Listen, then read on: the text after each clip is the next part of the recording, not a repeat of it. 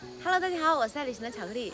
巧克力现在呢是位处于贵州省的荔波县砧江边上，这里呢环境优美，晚上也特别凉快，不会那么热了。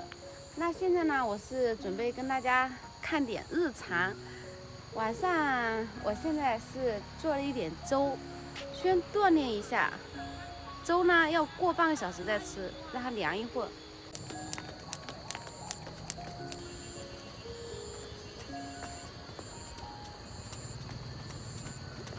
3组高强度运动完成，每天早晚一次。然后我现在呢是准备做晚饭，平时呢是6点钟之前就把晚饭吃了这几天，但今天呢弄这个架子稍微晚了一点，没关系，等一会儿少吃一点就好了。过来吃水果，来吧，过来吃点西瓜。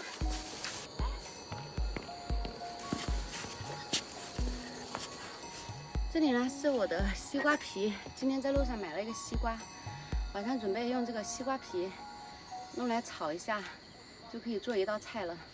我现在呢是先把我的养生药给熬上，然后再弄菜。虽然这个灯呢是给我带来好处，它亮，但是同时也给我带来了坏处。看一下我的菜呀，到处都是。刚刚把药给撒了，这虫子真的是成灾了。然后我的中药里面呢，也是掉了几个虫子，不管了，喝吧。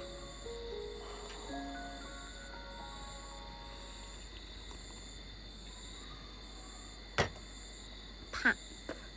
这是我记忆周里晚上第一次炒菜，因为减肥，然后现在也没开始吃肉了，都吃的比较素的。明天要去看买点鸡腿，西瓜皮儿炒辣椒，看着还是不错啊。然后这是我晚上的饭量，下次记得换小碗。减肥呢，我是真的很认真的。现在菜是剩了一点，然后碗里剩了一点点饭，但是我已经吃的差不多饱了，我坚决不吃。是以前的话，我一定会把剩下的最后一点吃完的。说到就要做到，努力减肥中。好吧，收拾了，然后我要去河里面冲个凉。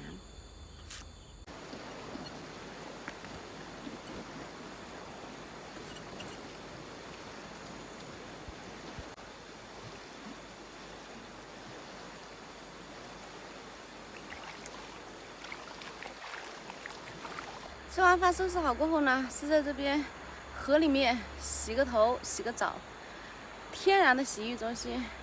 等一会儿把衣服再洗一下。这是我今日的体重，又下去了。好吧，冲完凉回来呢，我是把衣服晾晒在了这个架子上。这个买的真是时候，以后晾衣服就不用愁没地方了。现在车里的气温呢是26度，我的风扇呢是一直转个不停。我刚刚呢是用吹风把头发吹干了。现在我的床车呢是晴天雨天都不怕。用水用电呢也都得到了完美的解决，这样的状态，这样的床车，你满意吗？